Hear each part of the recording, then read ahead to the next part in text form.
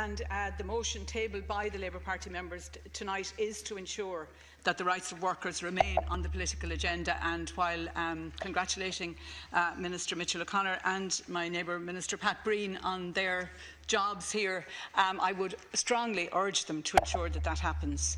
We need to maintain the progress that's been made and that was made by the government of 2011 to 2016, beginning with one of its first acts, which was the restoration of the minimum wage that had been axed by Fianna Fáil. There are many thousands of workers in this country who still struggle to pay their bills, and we intend to champion their cause, as we did particularly through the leadership of Ged Nash while we were in government. We make no apology for focusing on low-paid workers. They should not have to worry about the unpaid bill or the cost of food. They should have bread and roses, enough to live on, and something left over for the enjoyment of life. As Deputy Brendan Howlin has just said, more than 60% of those on the minimum wage are women. Despite the fight for equal pay for equal work, some sectors which are predominantly female in their workforce have appallingly low rates of pay.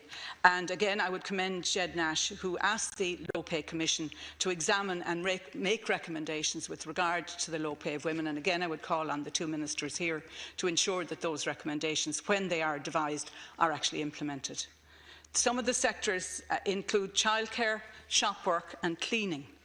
The two increases in minimum wage and the new REO for contract cleaners have made some welcome improvements, but we need to move to a situation where the minimum wage rises further to reach 60% of median earnings and where a living wage of €11.50 per hour applies throughout the public service.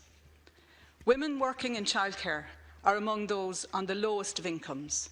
It is crucial for families, but also for those working in the sector, that the commitments to invest in the cost of childcare are fulfilled. Quality care and education in the early years of a child's life make an enormous difference to each child's development and their chances in life. Those who work in the sector are extremely dedicated, but their pay is generally minimal, even if they have a third level or postgraduate qualification. The suggestion, which was made in the early life of this government, that tax breaks should be used to assist parents with the cost of childcare, would have done nothing to make childcare more affordable, better quality across the board, or better paid. I'm glad the government has given an assurance that it will not follow this course, and I will continue to press for direct support to the sector instead. Continuing to increase the minimum wage will secure a share of the growing national prosperity to all workers in childcare and other low-paid sectors. And I remember going into my local petrol station in the depths of winter, and two women workers there having a smile on their faces. It was because the minimum wage had just gone up, and therefore their wages had just gone up. And they're the kind of workers that we want to support. Others we want to protect through this motion are freelance workers, those forced into bogus self-employment and those on if and when contracts. Dr Michelle O'Sullivan and her team at the Kemmy Business School in UL did a fine job in the comprehensive report that they carried out on zero-hours contracts and their impact. Their recommendations are practical and fair, and I would again support what my party leader has just said, that their recommendations must be implemented.